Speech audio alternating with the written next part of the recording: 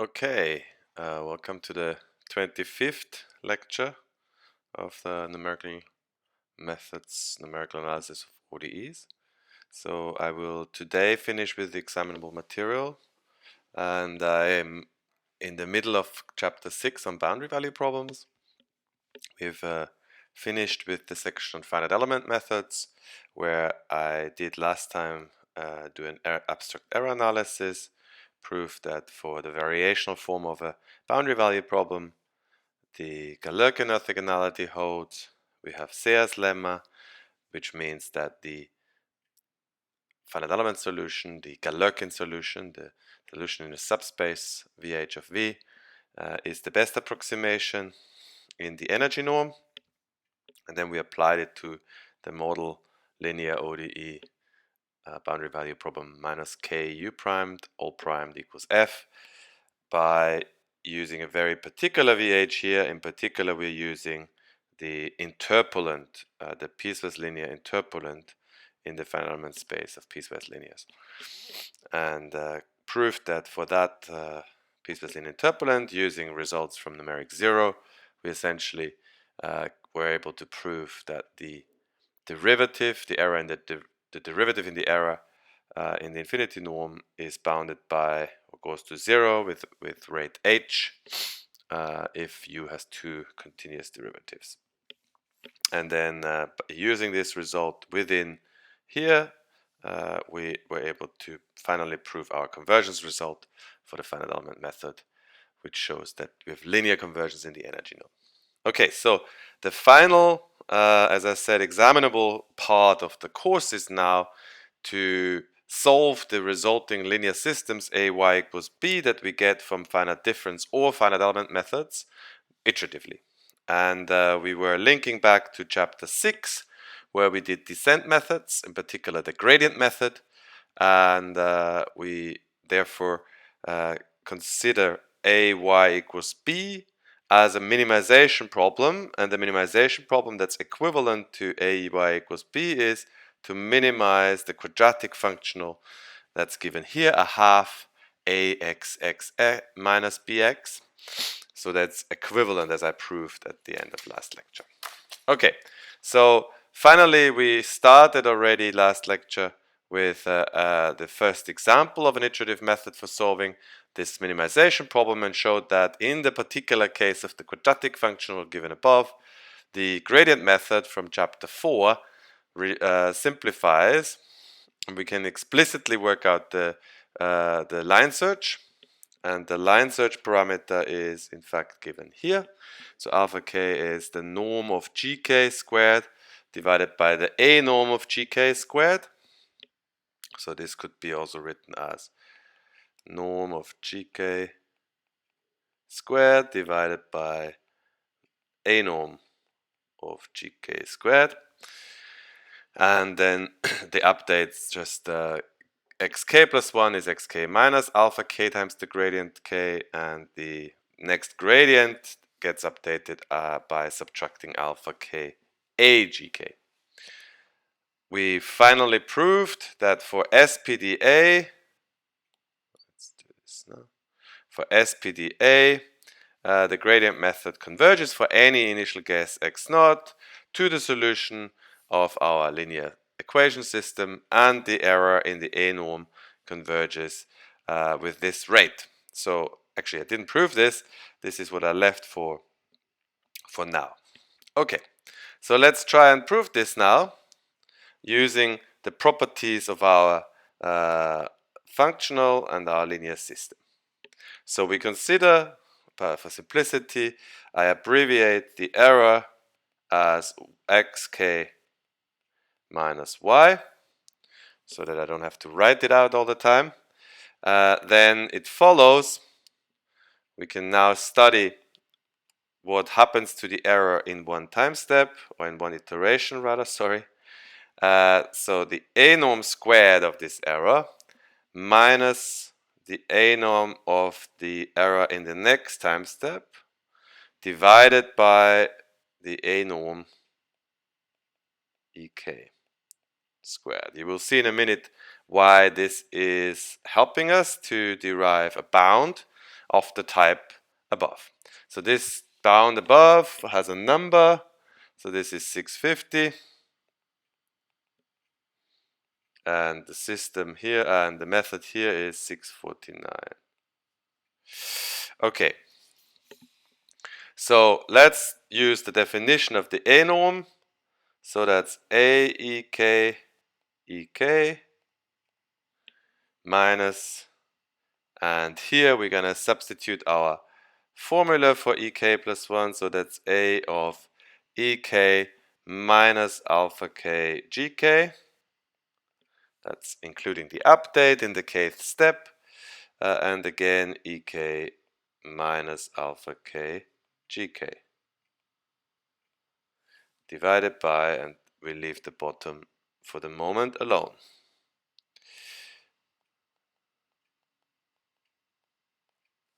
Okay, so now I expand. So expanding this this product here, I get obviously 2 times. Sorry, I get always the AEKs cancelling. So here, this one cancels with this guy against this guy, and I get 2 times the cross term with a minus, and so the minus and the minus cancel. I get 2 times alpha K A GK EK. It's the cross term, and I get minus the term with only GKs and an alpha K squared in front. So A GK GK divided by A EK EK.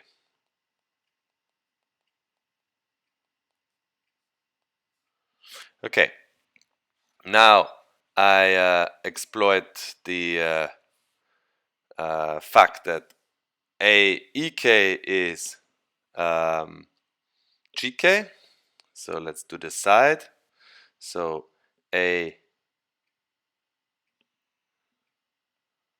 EK is nothing else than A XK minus AY, but AY is B, which is GK. Okay, so that means this thing here can be written as A is symmetric, so I can shift it over to EK. So this thing is equal to 2 times alpha K GK GK, and here we leave everything alone, so alpha K squared A GK GK,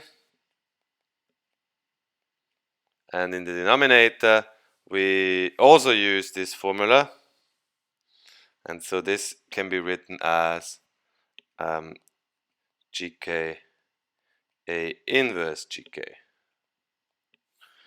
Okay, so now we have only GK in this formula, so everywhere it's just GK GK GK GK GK GK GK.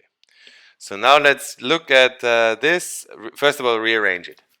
Let's rearrange this, and then I'll look at the remaining functional. So rearranging this,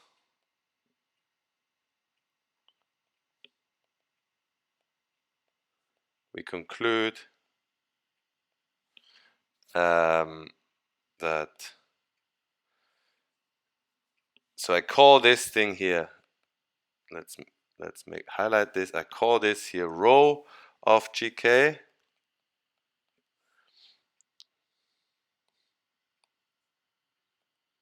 So this functional of GK I call rho of GK, and then I can rearrange, and I get that EK plus 1 squared in the A norm is equal to 1 minus this rho of GK, which is a number, times E at the previous time step, EK A squared. So we have a reduction in the error if this rho is positive and less than 2. So since now we know that lambda 1 x squared is always less than it. So I need to now look at these inner products here, or these norms. So we know that lambda 1 x squared is less than or equal to ax. So that smallest eigenvalue is less than this, and with the largest eigenvalue, this is always bigger than or equal. And similarly, we can do the same for the inverse. We can say lambda n inverse x squared is less than or equal to a inverse x less than or equal to lambda 1 inverse x squared. Okay.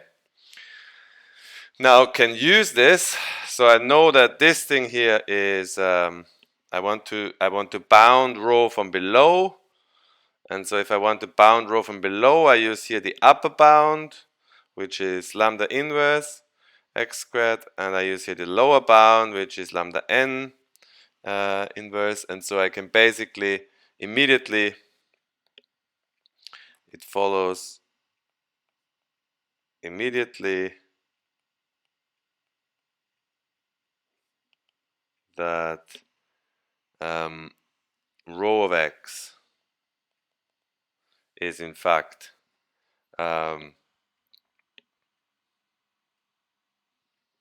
bigger than or equal to lambda 1 over lambda n for all x non-zero. But so together with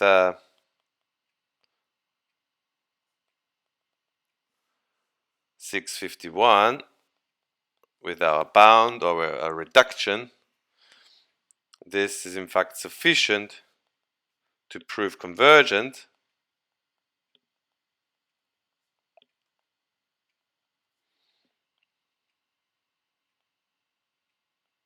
of the gradient method for any initial guess in Rn, since this lambda 1 over lambda n is always between 0 and 1, because 0 is clearly bigger than lambda 1 over lambda n, because we have an invertible matrix. All eigenvalues are positive for an SPD matrix, and I know that at the worst this can be 1, because lambda 1 is a smaller eigenvalue than lambda n, or not bigger eigenvalue. But unfortunately, it doesn't suffice to get the rate. So this rate here, we would get double the rate. So we would get actually, if we did it the way with this bound, we would get we would get the, yeah, we would get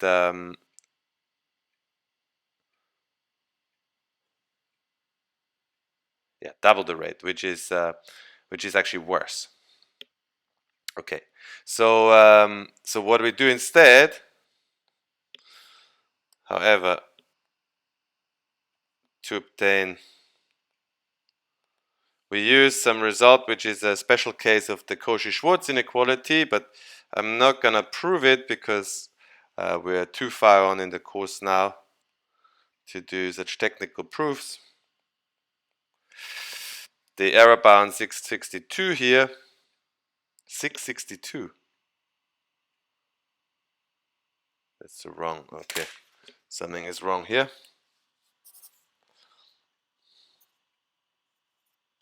So the error bound in 650, I need to change that. The error bound in 650, we need a sharper bound on the row.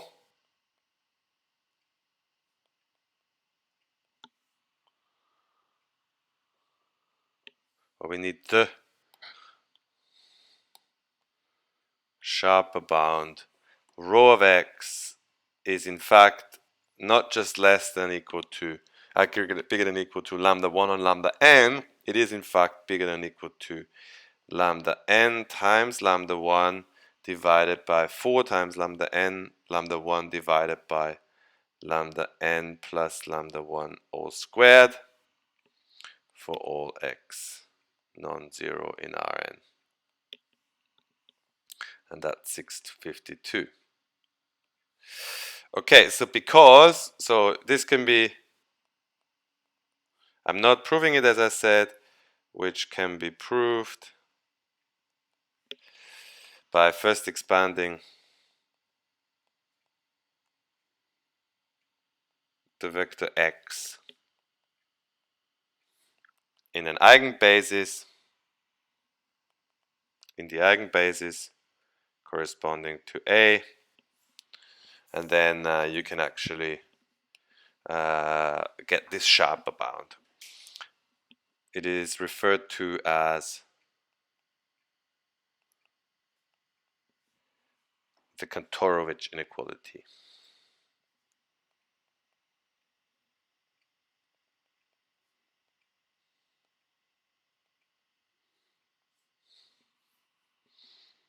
As I said, we will skip its proof, and you can find it, for example, in Ranacher's book, Ranacher's lecture notes, in Hilfssatz 6.4. Okay, so if we have the sharper bound and use it in 651 here,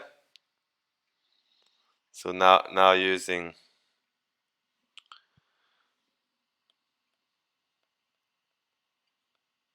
the bound of 652 in 651, we get, so 1 minus this row is what we need to bound, and so we get ek plus 1 in the A norm squared is less than or equal to 1 minus 4 lambda n lambda 1 divided by lambda n plus lambda 1 squared,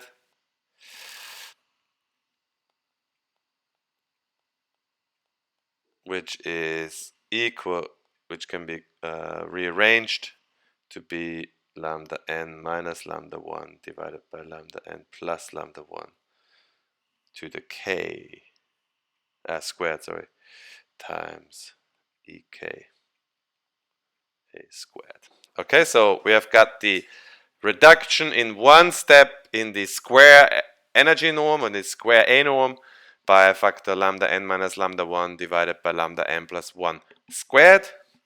And if you sort of reapply this k times and take the square root, we get 650.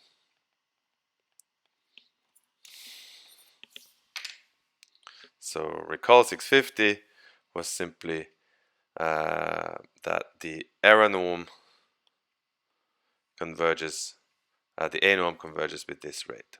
But this is actually really poor. So this thing here for a spectrum that's not very concentrated is very close to 1, as I will show now in the next bit. So let's consider now our finite difference example. So we use the example, the system from example 637. So that was our second order ODE. We restrict to the interval 0, 1, and we set the beta and the gamma case to be 0. So in essence, what we're solving is minus u double primed is equal to f.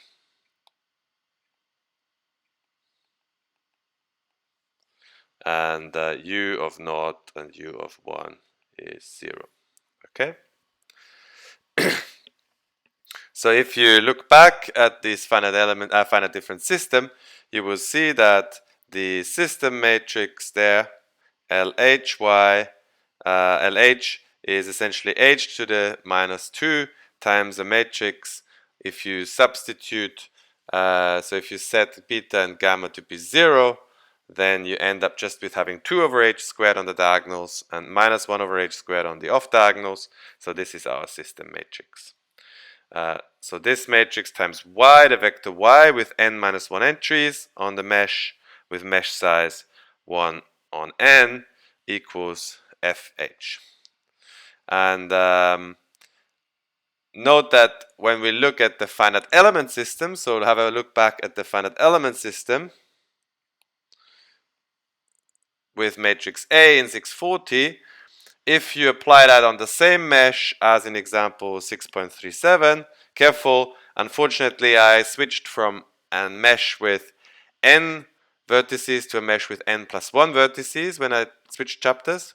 So the finite difference example was done on a mesh with n vertices, and the finite element was done with a mesh n plus 1, which meant that this matrix is an n minus 1 by n minus 1 matrix here, whereas the finite element was an n by n matrix. But if you actually swap it onto the correct mesh and you set k equals 1, then the finite element matrix is in fact a scaled version of the finite difference matrix.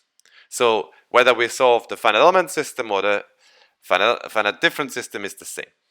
For the uniform mesh, they both lead to the same equation system. So now let's look at this matrix, and remember that we want to look at our rate of convergence of the gradient method. So we want to study this ratio here, lambda n minus 1, lambda 1 divided by lambda n plus lambda 1. So in fact, for this matrix here, we can now actually work out the eigenvalues. So let's do this. So I'm not gonna explicitly do it, but I'm gonna give you the eigenvalues and eigenvectors, and I'll ask you to at home try out to verify that they're indeed the eigen pair for this matrix. So using trigonometric identities, it can be shown that the eigenvalues and eigenvectors of this matrix LH, not of A, of LH, are given by, so the eigenvalues are, the kth eigenvalue is 4 times h to the minus 2 times sine squared pi onto kh. So and the eigenvector corresponding to this eigenvalue is the vector sine pi kh sine 2 pi kh all the way to sine n minus 1 pi kh, and all that transpose to have a column vector.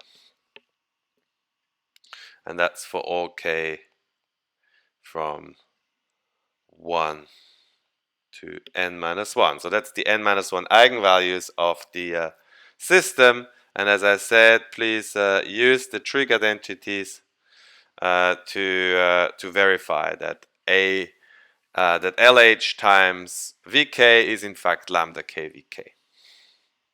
Now using the remaining thing I'll show now. So using the particular identity, trig identity, 2 sine squared of theta is 1 minus cos 2 theta. We can then compute the rate. Okay, so now let's look at lambda n minus 1 minus lambda 1 divided by lambda n minus 1 plus lambda 1. We have an n minus 1 by n minus 1 system. So we know now that the kth the n minus first eigenvalue. So all of the eigenvalues have the same factor for h to the minus 2, so we can cancel them all out. In fact, I'm gonna keep a 2, so I'm gonna have 2 times sine squared pi onto n minus 1 h minus 2 sine squared pi on 2h. So that's the largest and the smallest. And in the denominator we have the same with a plus. 2 sine squared pi on 2n minus 1h plus 2 sine squared pi on 2h. Okay, as I said, I'm using the identity that 2 sine squared of an angle is 1 minus cos. So I can actually expand this to be cos. So the ones cancel in the denominator and the numerator, and I pull the first one, the last one first. So I get cos pi h minus cos n minus 1 pi h. And divided by 2 minus cos n minus 1 pi h minus cos pi h.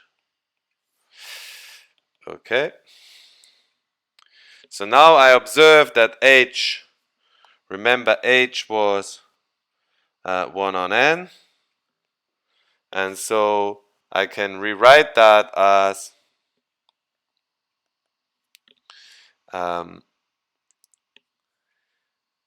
cos pi h minus cos pi minus pi h. And the same in the denominator. So we get 2 minus cos pi h minus cos pi minus pi h. But cos pi minus pi h is the same as minus cos pi h. And so this is just 2 times cos pi h divided by 1 minus, or 2 minus, sorry, 2 minus cos pi h plus cos pi h.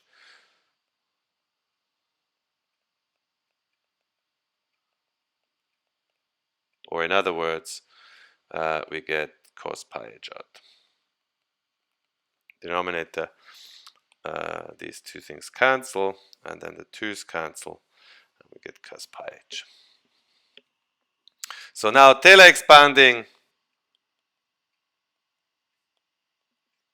cos pi h near h equals 0, because we're going to let h go to 0. So we want to know how it converges to 0. How does this rate here? So we've now shown that this rate of the eigenvalues is in fact equal to cos pi h. And so now we want to see what happens if I make the mesh size smaller, if I make the accuracy higher. So if we Taylor expand cos pi h around 0, we can deduce that lambda n minus 1 minus lambda 1 divided by lambda n minus 1 plus lambda 1, which is cos pi h, can be written as cos of 0. Then the derivative of cos is minus sine, so minus sine of 0 pi h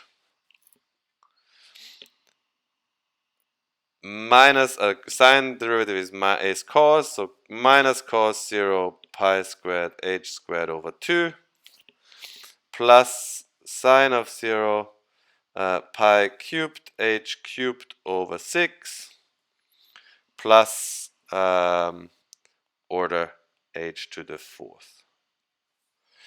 So this is 1, this is 0, this is 1, this is 0.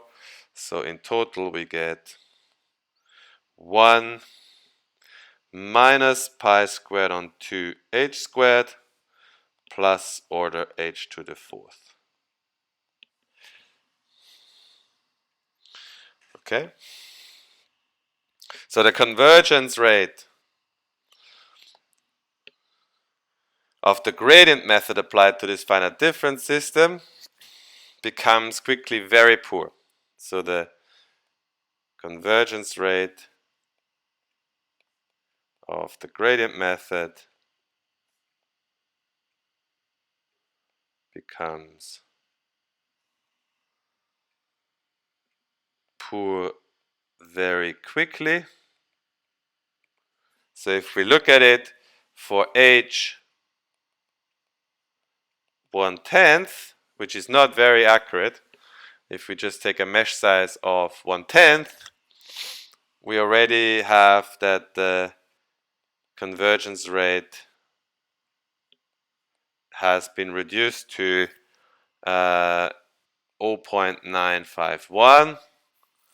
But if we go for h equals 1/40, if we make it a little bit more accurate, the rate has already reduced to, or is already gone up to 0.997. And what does that mean? This would imply that over 700 iterations are necessary to just reduce the error by a factor 0.1.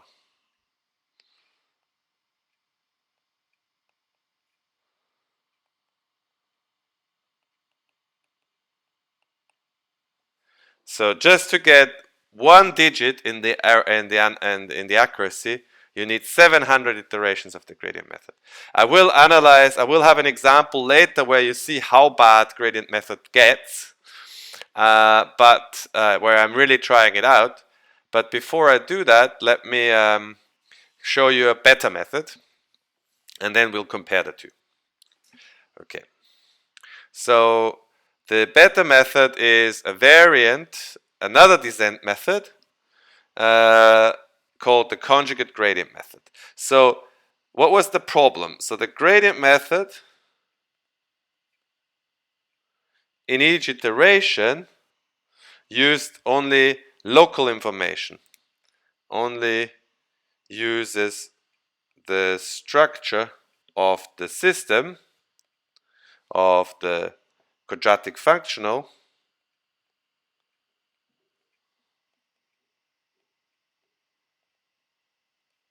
f, which is essentially related to the eigenvalues or the distribution of the spectrum of A, only locally from iteration to iteration.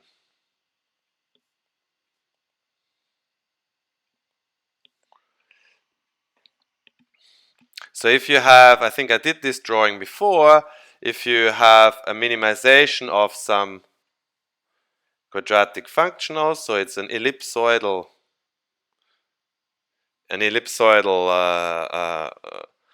region. So if I'm somewhere in this in my iteration, it doesn't look at what the system looks like globally. It doesn't use the structure that there is one larger eigenvalue in this direction and the smaller eigenvalue in that direction. It doesn't use that. It just goes straight down the gradient. So it goes this direction. Okay, and so because it does that, it essentially does something like this.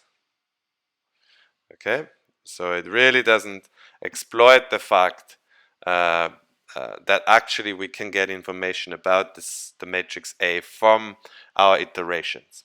And this is, so it would be better to incorporate already gained information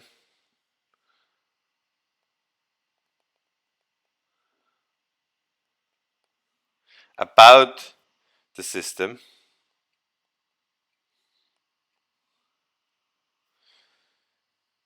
by orthogonalizing the descent directions with respect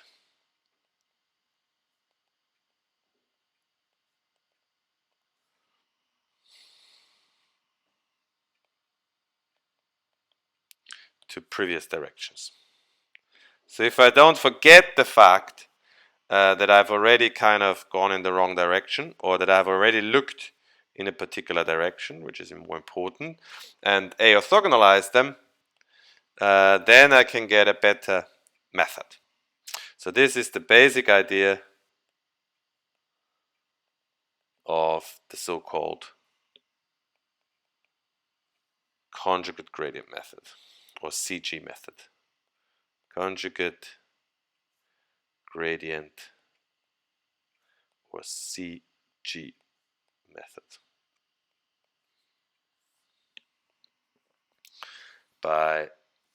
designed or proposed by Hestenes and Stiefel already in the 50s.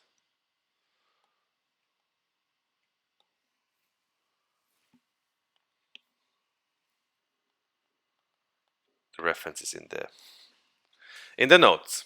Okay, so before we derive now, so we will spend now a good part of this lecture on deriving this really neat formula that exploits the information. But before we do that, we note first that if we look at our functional that we're minimizing, namely we take 2 times fx, for example, then that's simply axx minus 2 times bx. But I'll write the 2 times bx a little bit differently. I'll write it as minus bx minus a exact solution yx. Okay, so bx is equal to b is equal to ay, so I can substitute. Now I can first of all pull these two together, and I get ax minus b with x here. Okay, but here I can also shuffle the a across. Yeah, so this is ax with y, so I can put here a minus y, but that means I have introduced a plus b times y, so I have to subtract a b times y. So let's stick with the same color maybe. So I'm pulling in this part here, so I'm pulling in this thing here, but in doing so, changing color again. In doing so, I have added also plus b times y, so I need to subtract b times y.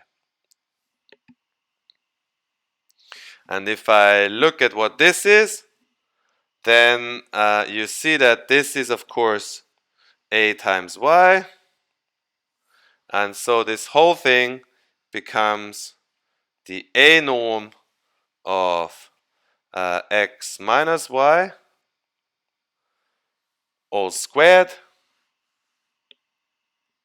minus the a norm of y all squared. Because here, of course, also b is ay. So what does that mean? So what have I shown? 2fx is equal to the a norm of the error, x minus y squared, minus the norm of the solution squared. But this is a constant. This is a constant because this is the solution squared, so we can't minimize that. We can't change that. So that minimizing f is in fact equivalent to minimizing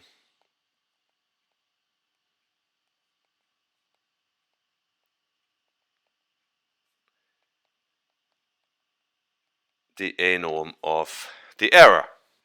Okay, so all our descent methods, gradient method, CG method, all minimize the energy, the a norm of the error, and we'll use that in the derivation of the conjugate gradient methods a few times. Okay, so now it'll be a little while, a bit of a technical construction, but it's all just simple linear algebra. Okay, so we'll derive the CG method now. So to derive the CG method, we consider first the method as a general descent method. So stop the video and look back in chapter 4 in definition 4.21 for our definition of a descent method, as in definition 4.2.1. So that was the precursor we had there of the gradient method. The gradient method was a special descent method where we chose as the descent direction the gradient. Now we just use an arbitrary, well, not an arbitrary, but we use a general descent direction or search direction Sk in definition 4.21, so that the kth iterate xk is nothing else than the initial starting point x naught plus our updates, and our updates were in the descent method were always alpha j sj for some search directions sj that are chosen judiciously. So where now here in the CG method the step sizes are not chosen independently in each step, but rather we're gonna make them, we minimize essentially over all of them in one go. So they're chosen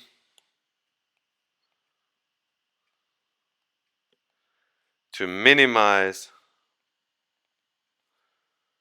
f of x over all possible over the subspace spanned above. So over the subspace x naught plus, we call the linear combination of the Sj we call bk. So it's x naught plus span of the S0 up to S k minus 1. So that's 653. Okay, so the alpha k's are free, and so we take any element out of the span of the Sj's and add it to x naught. So that's our search there. That's our xk. That's our kth iterate. With yet to be specified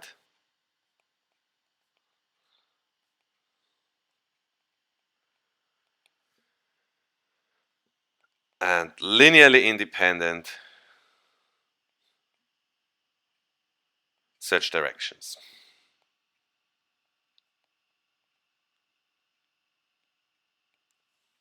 Sj. So in other words, we're minimizing, or xk is the minimizer over all y in x naught plus bk f of x. Sorry, x in x naught plus bk f of x. And as I said above, which is equivalent to minimizing the norm, minimizing the error in the A norm, the error with respect to the true solution.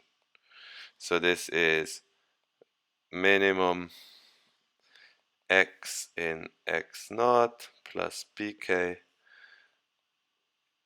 x minus y in the A norm. So this is the nice thing. Maybe I haven't stressed this enough up here. We're minimizing a functional here. We're minimizing a functional that we do not require to know the true solution y, but actually it actually does minimize the error with respect to y. Okay, so we do not know the solution y, but we're still gonna get the one that minimizes the error in the A norm. So this is 654.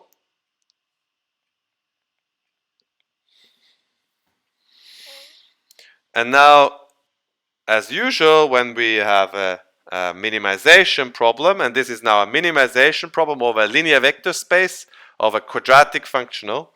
And so, in fact, we know already that it is sufficient to look at the first order optimality conditions because our matrix A is SPD, and therefore we have the curvature is positive, and so we have a minimum. Okay, so by setting the derivatives of our free parameter of f with respect to our free parameters, respect to the alphas, so respect to the parameters alpha k to 0,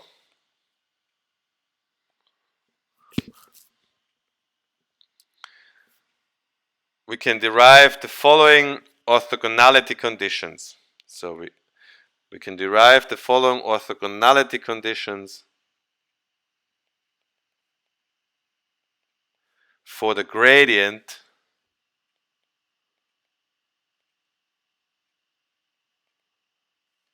gk, which is axk minus b at the kth iteration. So we can get that gk in a product with sj for j less than k is in fact a xk minus b sj, and that is nothing else than, you can double check, so I put a DIY here. If you take the derivative of our functional f of xk with respect to alpha j, you essentially have to just take the gradient of f and multiply with the inner derivative, which is just sj, and you get exactly here this bit here. So the gradient inner product with the inner derivative of xk with respect to alpha j, which is sj, that's the gradient. And the first order optimality conditions say that this has to be equal to 0. So overall, we have that gk is orthogonal to all sj for j equals 0 up to k minus 1.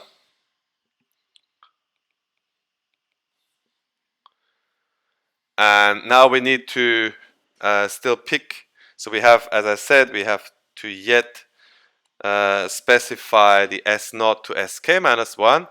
So we pick so a natural choice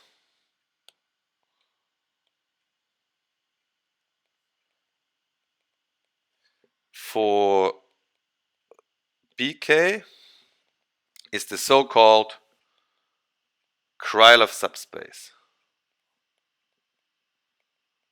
And several of you have actually been to a seminar that we had in our group this semester on Krylov subspace methods. So the Krylov subspace, Bk,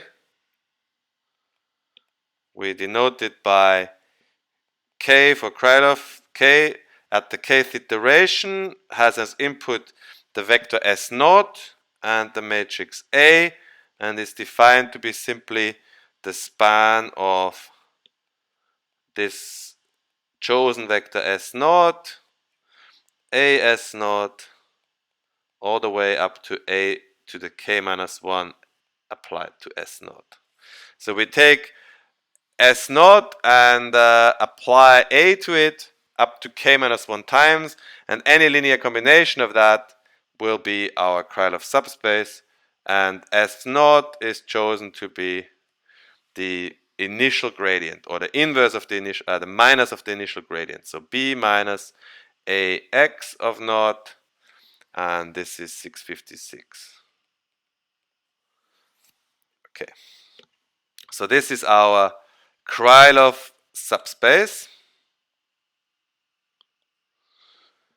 with S naught given by the negative gradient. And this is motivated by the following, due to the following lemma. Namely, if you pick this particular space kk, then if you apply a further time to S naught, so now we look at AK S naught. So this is only a linear combination.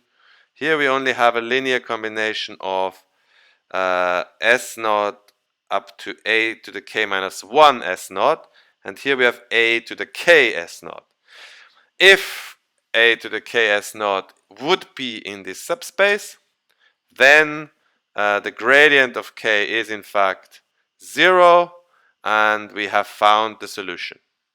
So when the gradient of k is 0, then b minus axk is 0, which means that xk has to be equal to y because of the uniqueness of our solution. And so let's prove this implication here.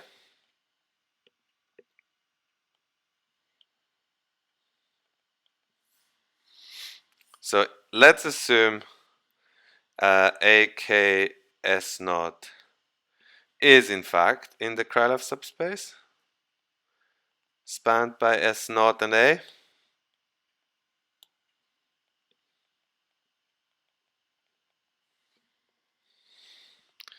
Then we can look at the gradient, and we see that GK, which is nothing else than AXK,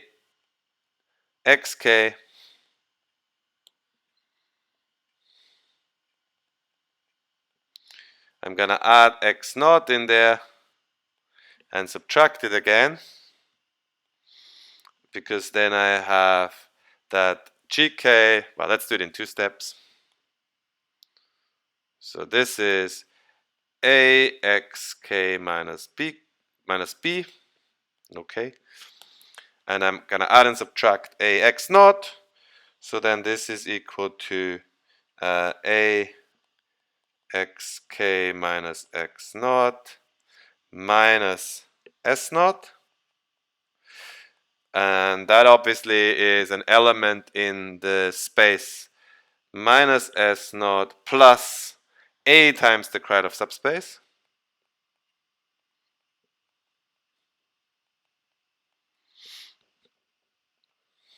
Because we're applying A to an element of the, so this is obviously in, this is in the Krylov subspace, and so this is in A times the Krylov subspace, and so the whole thing is in minus S naught plus A times the Krylov subspace, and we've just assumed that AK S naught is in K, and so this whole thing is a subspace of KK S naught A. Okay, so what have we proved? We've proved that GK is an element of KK. But if GK is an element of KK, however, since we know that GK is orthogonal, so 655 implies that GK is orthogonal to any element in the subspace, in the Krylov subspace,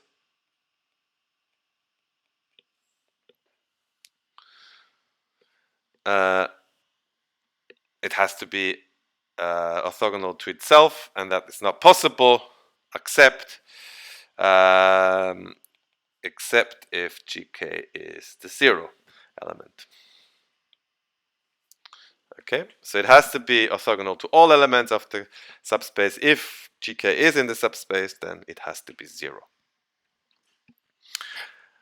Okay, so what this means is we're building a subspace where if I apply A one more time, if I add the next element to the subspace, so the k plus 1 space, and and in fact the space doesn't increase, the space is already doesn't get bigger, so the element is still in the same subspace, it can be spanned by the others, then I found the solution. So what that means is either I can always find another element, so I can add a to the ks naught and increase the subspace, or I found the solution. So this is the really nice property of the CG method. So let's now, in the CG method, in the practical CG method, so what I've just said is in fact already enough to show that in n steps the method will work, because if I do this n minus 1 times, then I have n elements in this subspace, and they're linearly independent, because we've just said if they're not, then gk would be 0. So in essence, we're gonna get a basis for the full Rn. But that CG method is an iterative method, and so let's develop it iteratively. So we do this by giving a starting vector, an arbitrary starting vector x naught, often to be chosen just 0, and then the search direction. So the search directions Sj are now constructed inductively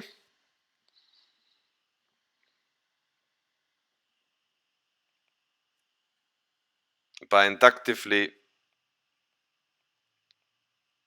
building an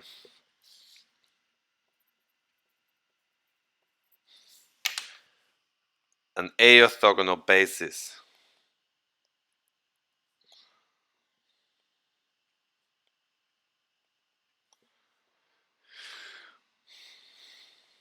of the Krylov subspace.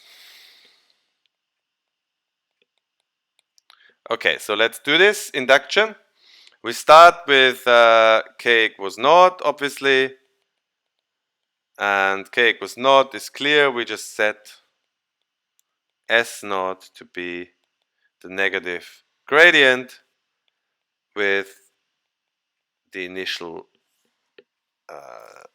point x naught. And now we want to go from k to k plus 1.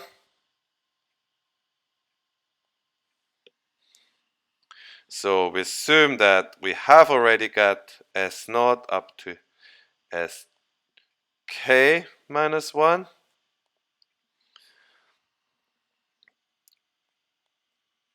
An orthogonal basis. So this is inductive construction. So we have an orthogonal basis of the Krylov space kk, and we want to find the next direction sk. And obviously we also need to assume that we're not finished. So let xk be not equal to y, so that the gradient of gk is non-zero. Otherwise we're finished.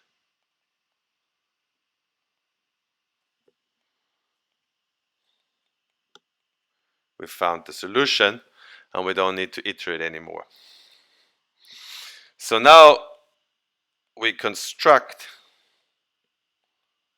the next step, sk, out of the next Krylov subspace kk plus 1 s naught a, such that it's orthogonal to the previous directions. That was the whole point.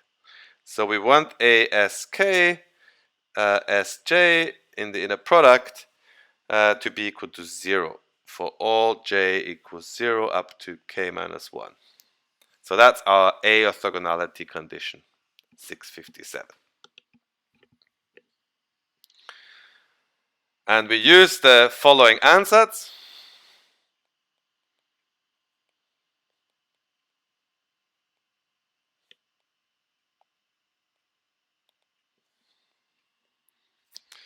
So sk is equal to minus g of k, or gk, the gradient at the kth step, plus some coefficients beta, j equals 1 to k minus 1, beta j times sj. So we take a linear combination of the previous search directions and subtract gk, and we choose it in such a way that 6557 is satisfied.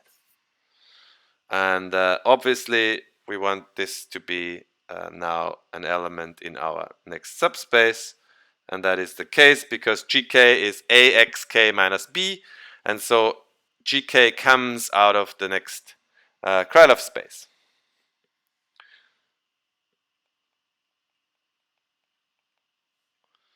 So that's 658 for some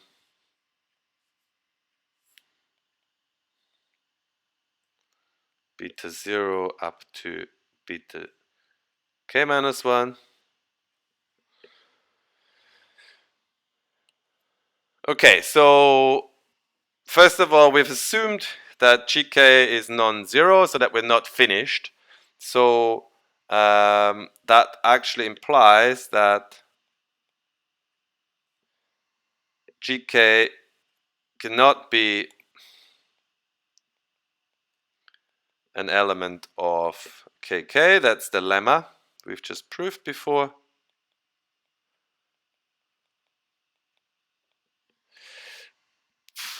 Since otherwise we would have gk equals 0, as in the proof of lemma 655. And so if we substitute now into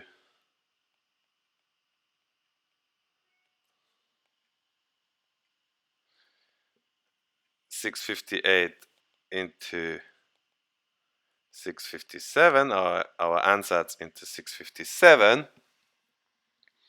we get for all I from 0 to k minus 1 that 0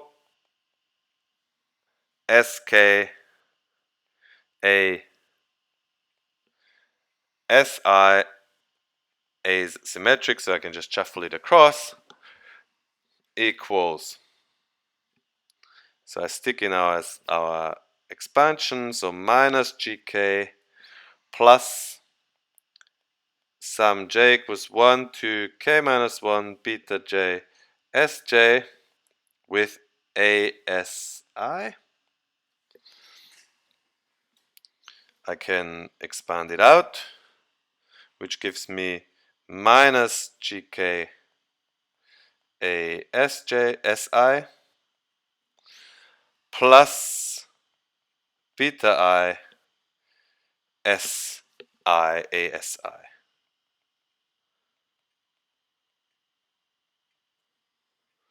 Okay, because the sj's are all orthogonal to each other. So for j equals 1 to k minus 1, sorry, 0 to k minus 1, the only one that okay, so there's some mistakes here.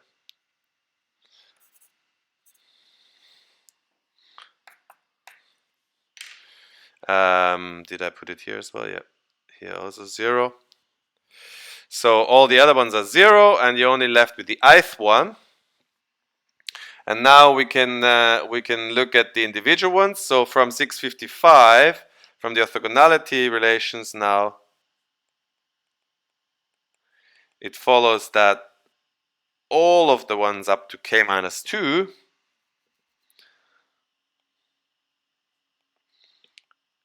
gk a si for I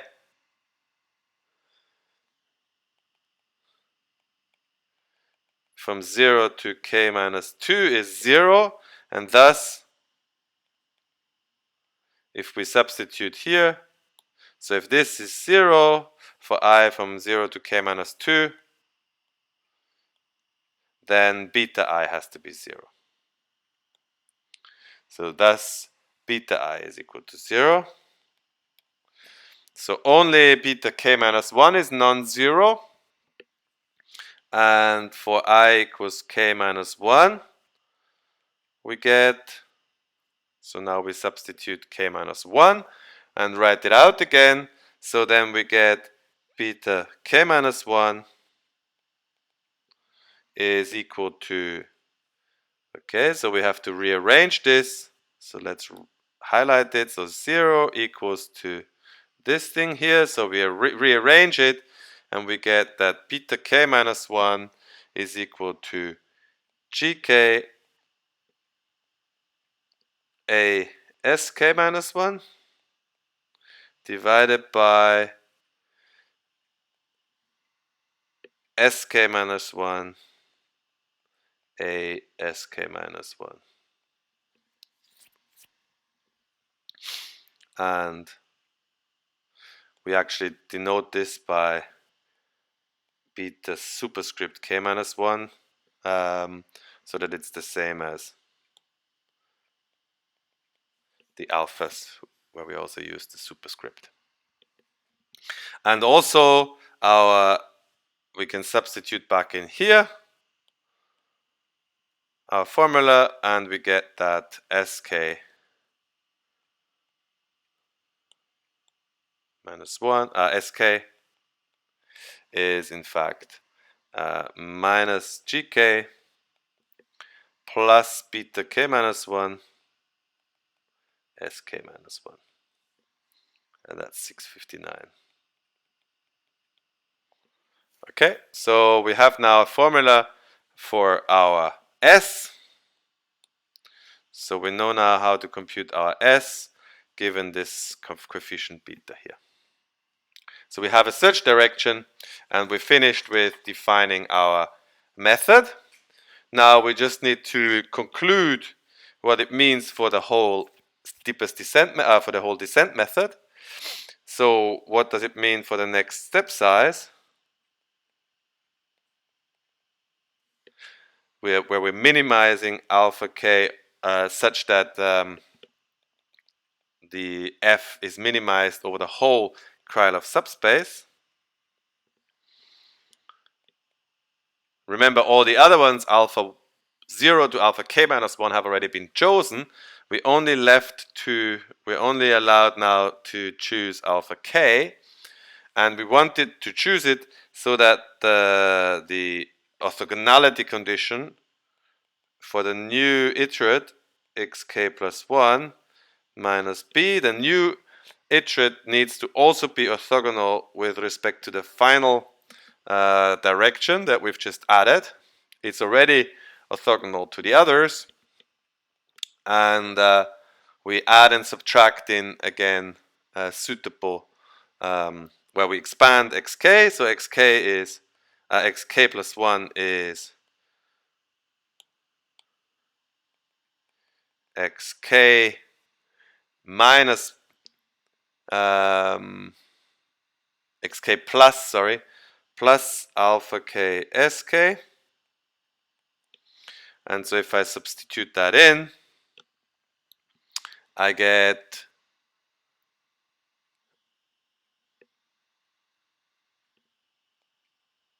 axk minus b plus alpha k as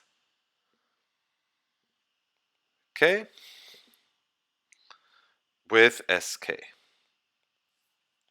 So this thing here is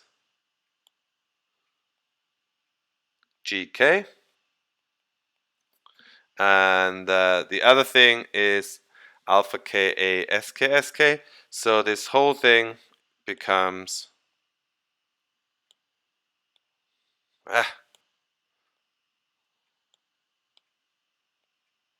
so this whole thing becomes gk sk plus alpha k sk ask.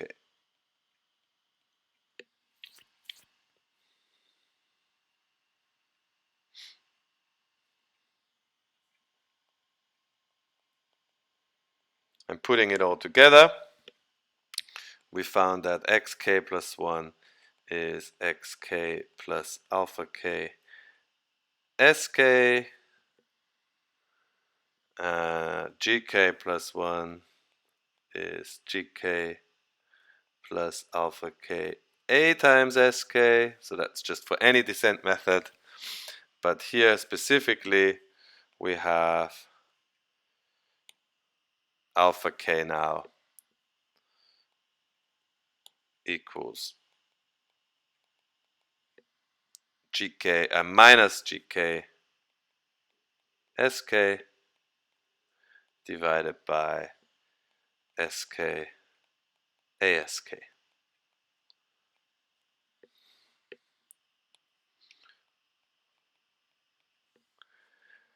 Okay, so we've also got the updates for the x's and for the g's with the alphas and betas. So we are essentially finished. So we could put this all together in a formula. So we also have these updates now, and we have the two coefficients. So beta k plus 1 is this, and alpha k plus 1 is that. There's one last step we do to simplify these formula, these green formulae, by exploiting some of the orthogonality conditions. So we can exploit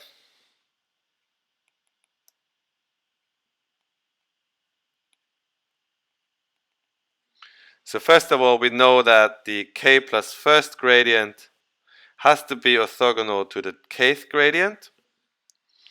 And we also know that the k plus first gradient is orthogonal to all of the step search directions, or in other words, that the s k plus 1 is orthogonal to a sj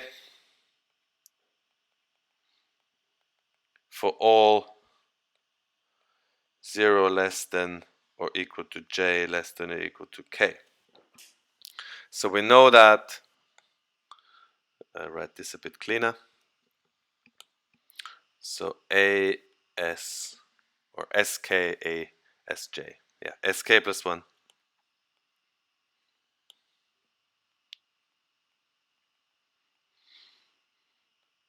asj is also 0 for all j between 0 and k. And from that we can deduce two simplifications. So first of all, we can deduce that alpha k inner product sk a sk, which is in the denominator here of the 660, is in fact equal to. So I pull the alpha k in and I add a suitable 0 from here. So I exploit this this orthogonality and put a suitable 0 in. So this is in fact equal to sk with alpha k ask. So that's just putting the alpha in. And now I put a 0 in, namely I subtract gk plus 1, that's 0 in the inner product with sk. Well, why did I do this? Because what I've written here now is in fact minus gk. And then I also add in another 0, namely I can also put here sk minus beta k sk minus 1, because that's orthogonal to gk. So again, I'm using this orthogonality here.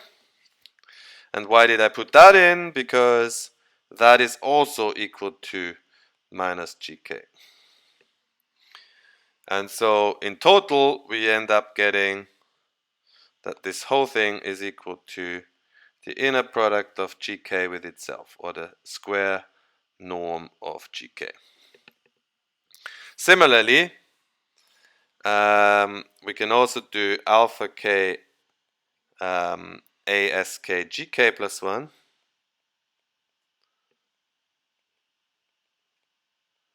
Why do I look at that? Look at the beta.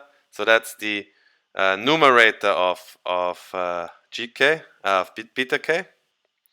So I look at that in a product and exploit the orthogonality relations. Well, and this is actually a lot easier. We simply pull the alpha in and add a GK. So we get alpha K A S K, and now we add GK in, because GK and GK plus 1 are orthogonal. So I've used here this result. And why did I do that again? Because GK alpha K ASK is GK plus 1. So this is GK plus 1, GK plus 1. Now this allows to simplify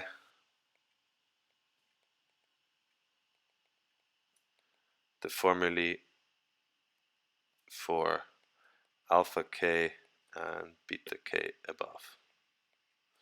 And that leads to the following algorithm. So the conjugate gradient method.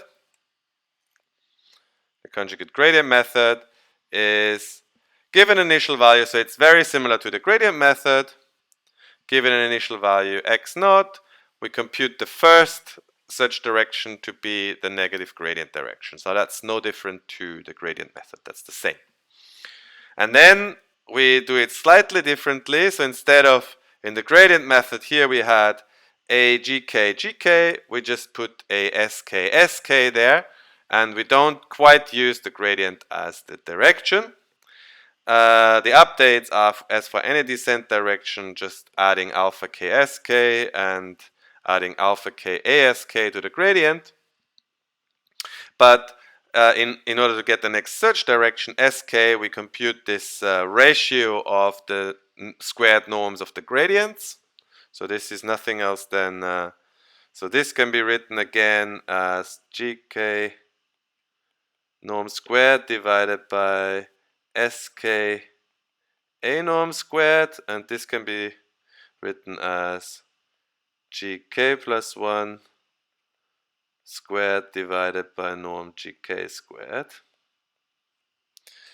And then by computing, so this is the novelty of the conjugate gradient method, is that we use this particular search direction. So we don't use GK, we update it by adding this beta K SK to it. And this is 661.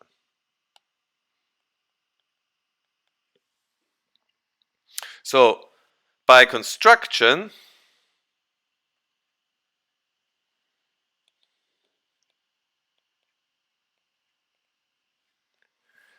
unless the algorithm finishes early, I've already said this, finishes early with sum xk being equal to y for a k strictly less than n. Unless that happens, the algorithm, the directions, the search directions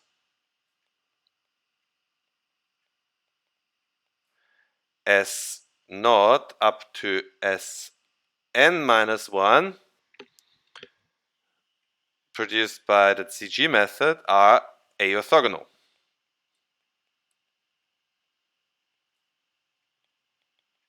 And thus linearly independent.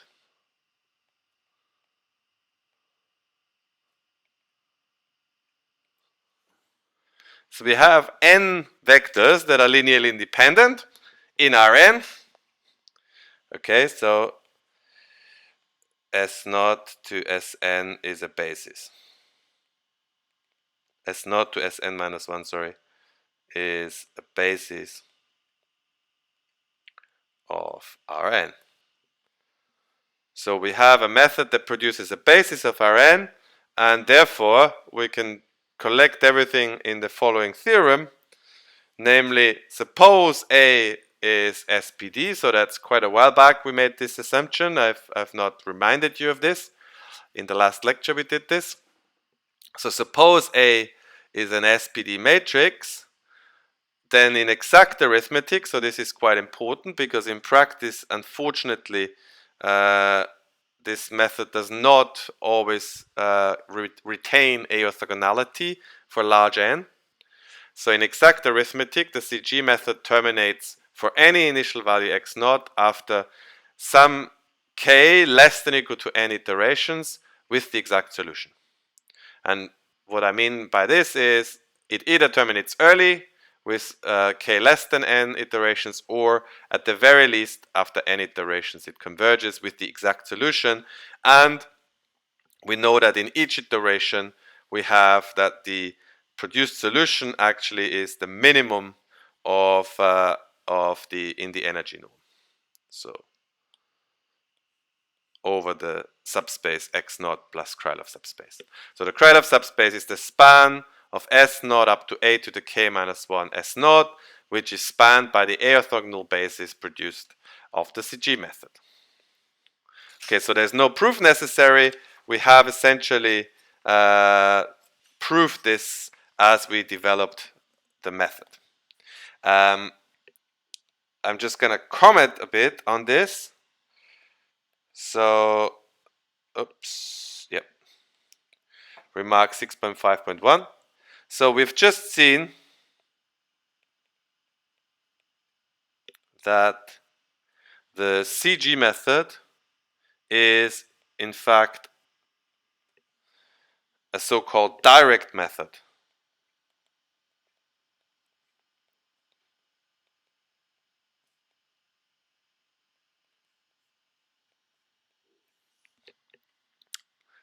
Which provides an explicit solution in at most n iterations. So like LU factorization, QR factorization, it's a method that explicitly allows you to solve the system to find the exact solution. However, in practice, retaining A orthogonality, I've already said, is difficult. So in practice, it is always used as an iterative method, which you saw in the construction, how to use it as an iterative method. You can construct, if I've proposed it as an iterative method, you can work out the next search direction given the previous search directions with the few linear combinations. And the reason for that is since the A orthogonality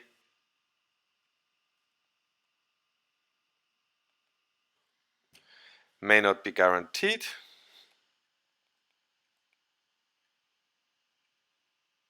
so that the method never stops due to rounding errors.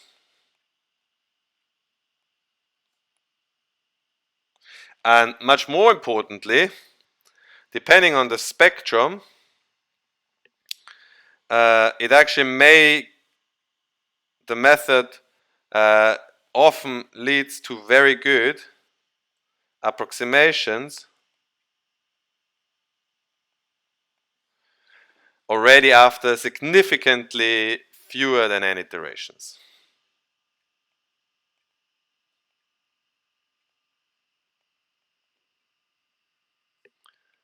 After significantly less than n iterations, especially for large matrices. And the final result I'm going to state now, I'm not going to prove it anymore at this state in the lecture, but it's such an important result that I will provide the result in the appendix, the proof in the appendix. It's essentially equivalent result to the gradient method if I have an SPD matrix A and an initial guess x naught, then the iterates produced by the CG method in definition 656 have a similar bound in the A norm as for the gradient method, but crucially, here we have square roots. So instead of having lambda n minus lambda 1 divided by lambda n plus lambda 1, we have square root of lambda n minus square root of lambda 1 over square root of lambda n plus square root of lambda 1. Doesn't maybe not look as impressive, but you will see in a minute that when I show you an example, that it really makes a difference. And as I said, I don't have the time in this video or in this week to give you the proof, and so I'm not putting it in the main part, and it will not be examinable, this proof, but I will give it because it's a very, very nice result about this method. And I said already in words that as for the gradient method, obviously when the spectrum is spread out, when lambda n is much bigger than lambda 1, the convergence rate becomes poor.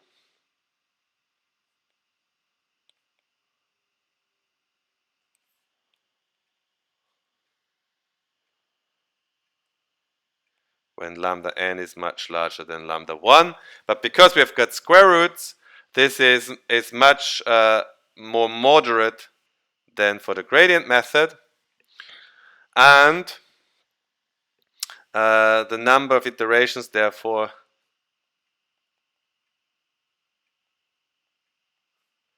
grows significantly slower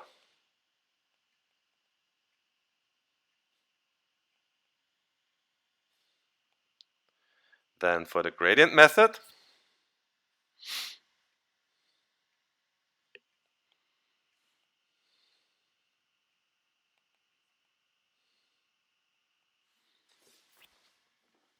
And more importantly, in contrast to the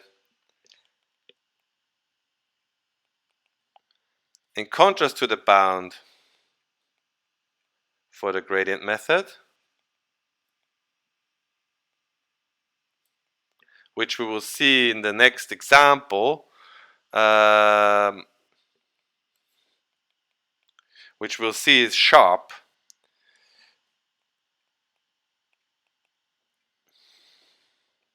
which is attained in practice.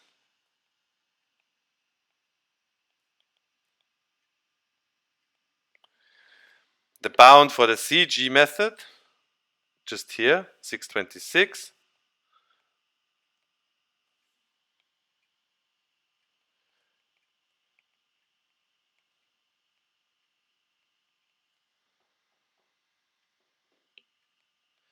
is often rather pessimistic. So for one thing, as we will see in the numerics now, we know already that it has to converge in n steps. So at the nth iteration, this bound will typically not hold anymore, and it will be much smaller, the error. But when the lambda n's are clustered, when they actually, in particular when the eigenvalues sort of cluster around certain points, you can actually get significantly better performance of the CG method. So I will demonstrate now the difference between the two methods by again looking at our example.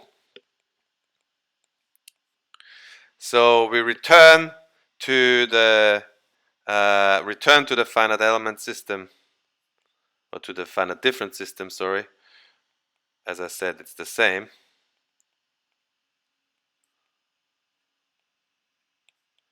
In example 654. And then as for the gradient method, we can now compute the convergence rate using the explicit eigenvalues. And again, so this time I'm giving you only the basic steps. I'm not going to do all the addition theorems and all the bounds, but basically So again, we using the eigenvalues derived there and Taylor expansion.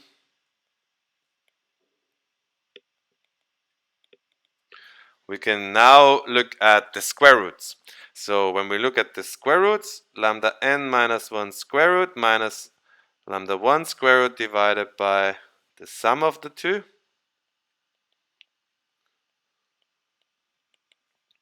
So we don't get the squares of the signs anymore, so we get sine pi on 2h, pi on 2 minus pi on 2h minus sine pi on 2h divided by sine pi on 2h minus pi on 2h plus sine pi on 2h. The 4h to the minus 2 cancel, and I have expanded n minus 1 pi on 2h into pi on 2 minus pi on 2h. Again, I can use the fact that sine pi half minus pi half h is cos, and I get cos pi half h minus sine pi half h divided by cos pi half h plus sine pi half h. Now you can multiply by cos pi half h plus cos pi half h to get cos squared pi half h minus sine squared pi half h divided by cos pi half h plus sine pi half h all squared, and that's nothing else than cos pi h divided by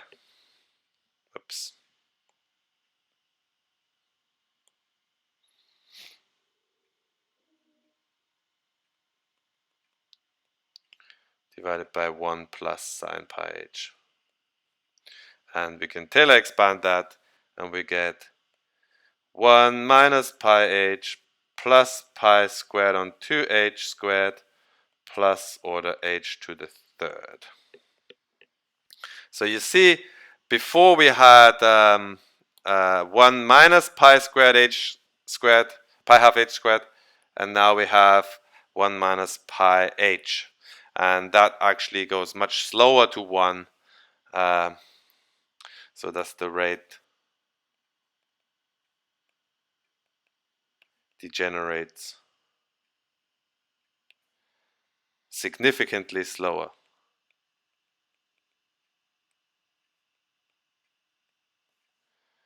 with h going to 0.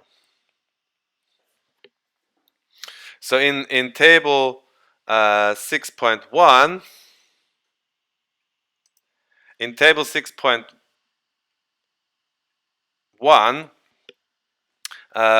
we now have a comparison of the two for the case. So what do we look at? I studied the, I used starting value x naught equals naught, and I used the right hand side to be pi squared over 4 sine pi on 2x, because that leads to the exact solution of sine pi on 2x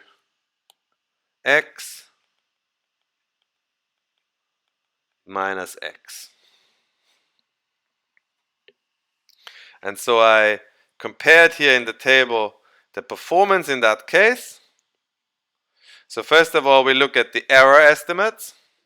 So we derived earlier on the error estimates, which were here in the energy norm, and we see that we've got 4.36, 2.108, which is exactly half, 1.09, which is exactly half, 5.44. So this is exactly going like order h.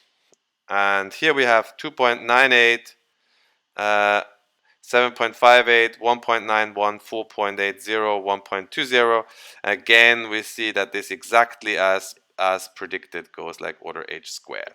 So in the energy norm, we have an error in order h, and in the infinity norm, we have an error of order h squared. Now the rates, as I promised, the gradient method has a very poor rate. So even for 1 on 10, we already said it's 0.951. For 1 on 40, it's 0.997. For 1 on 160, it's 0.9998. And the iterations, this is a real run. This is a real example. I will give you the code. You see that for this problem, where we only have accuracy of, in the energy norm, of 5 times 10 to the minus 3, we need 11,000 iterations. So this is hugely expensive. The CG method, on the other hand, has much better rates, and the number of iterations is smaller. Obviously, here you see from here to here, the method is, like we said, it uses exactly n iterations. So n is 9 for h1 on 10, and n is 19 for h1 on 1 on 20. And so here it uses exactly n iterations. But you see that after that, it actually converges even faster than in n iterations. And here I've used essentially, I'm converging the error by reducing the error in the energy norm, in the A norm, by a factor 10 to the minus 4. Okay, so I've run out of time. So I will refer you to the final remark in the lecture notes quickly. So in practice, CG method is always used together with a preconditioner. So we're not solving typically AX or AY equals B. We're finding a suitable matrix M, and we're solving MAY equals MB, with MA having a better spectrum. So we basically want to find this M so that lambda n MA over lambda 1 MA is much less than lambda NA over lambda 1A. Because then, as we've just seen, we get less iterations of our CG method. And secondly, also the symmetry of the problem. So SPD was not essential. There is also methods for non-symmetric matrices, in particular the so-called GMRES method, generalized minimum residual method, which works for arbitrary non-symmetric, but obviously we want it to be invertible square matrices. Okay, so that's it. We have a method, an efficient method for solving iteratively linear systems, the conjugate gradient method. We have ways to improve it by preconditioning and extending it to non-symmetric systems. And that completes the lectures, the examinable lectures. And as I said in the final videos, which are for interest of those who want to continue with numerics, I will then present chapter 7, which has an outlook to higher dimensions, to PDEs. Okay.